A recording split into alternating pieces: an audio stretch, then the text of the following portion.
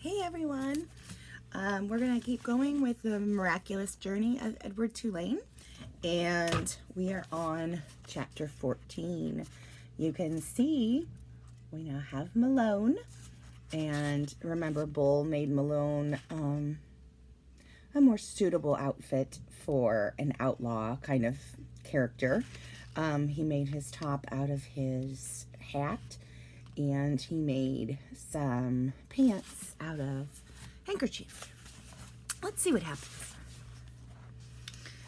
At first, the others thought that Edward was a great good joke. "A rabbit," the other hobos laughed. "Let's chop him up and put him into the stew pot." Or, when Bull sat with Edward carefully balanced on his knee, one of them would call out, "Got yourself a little dolly, Bull?" Edward, of course, felt a surge of anger at being referred to as a dolly. But Bull never got angry.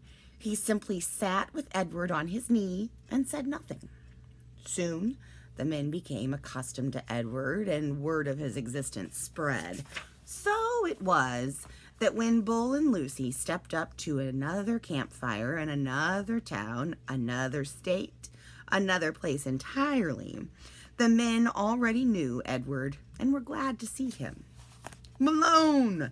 they shouted in unison. And Edward felt a warm rush of pleasure at being recognized, at being known. Whatever it was that had begun in Nellie's kitchen, Edward's new and strange ability to sit very still and concentrate the whole of his being on the stories of others became invaluable around the hobo campfire. "Look at Malone," said a man named Jack one evening. "He's listening to every dang word." "Certainly," said Bull. "Of course he is." Later that night, Jack came and sat next to Bull and asked if he could borrow the rabbit. Bull handed Edward over, and Jack sat with Edward upon his knee. He whispered in Edward's ear. "Helen," Jack said, "and Jack Jr., and Taffy, she's the baby. Those are my kids' names. They're all in North Carolina.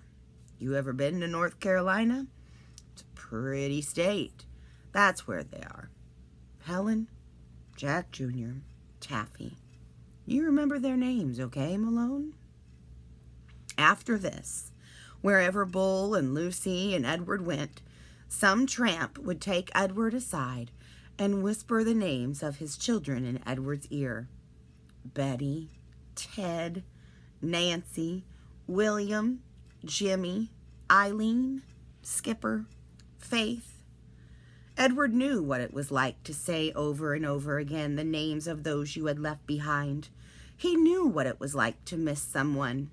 And so he listened. And in his listening, his heart opened wide, and then wider still. The rabbit stayed lost with Lucy and Bull for a long time. Almost 7 years passed. And in that time, Edward became an excellent tramp. Happy to be on the road, restless when he was still. The sound of the wheels on the train tracks became a music that soothed him. He could have ridden the rails forever.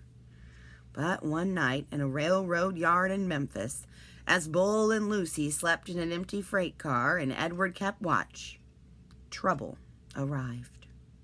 A man entered the freight car and shone a flashlight in Bull's face and then kicked him awake.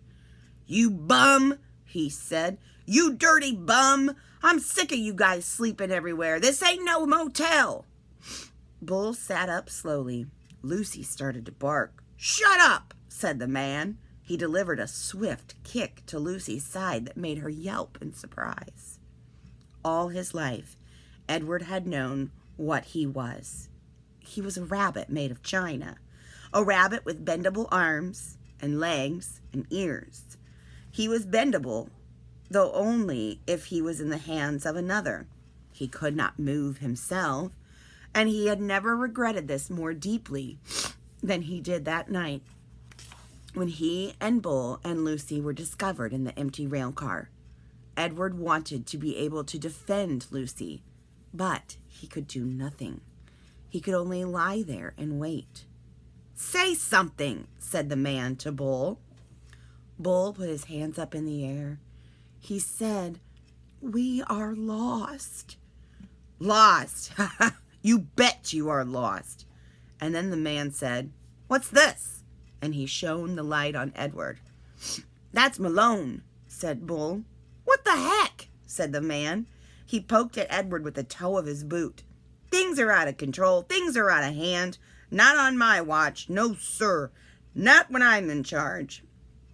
The train suddenly lurched into motion. "No, sir," said the man again.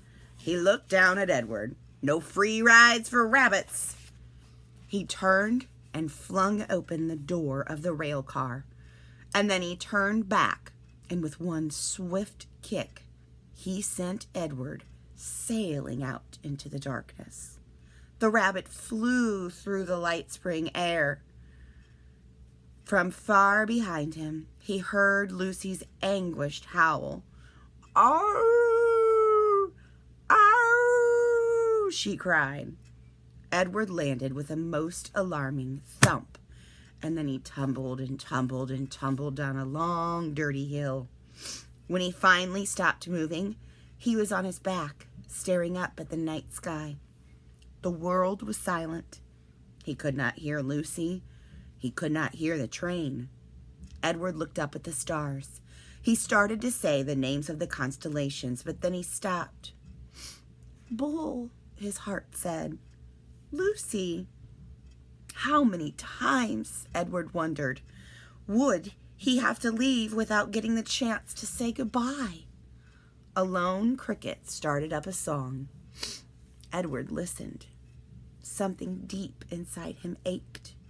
He wished that he could cry. And that's the end of chapter 15. See you next time.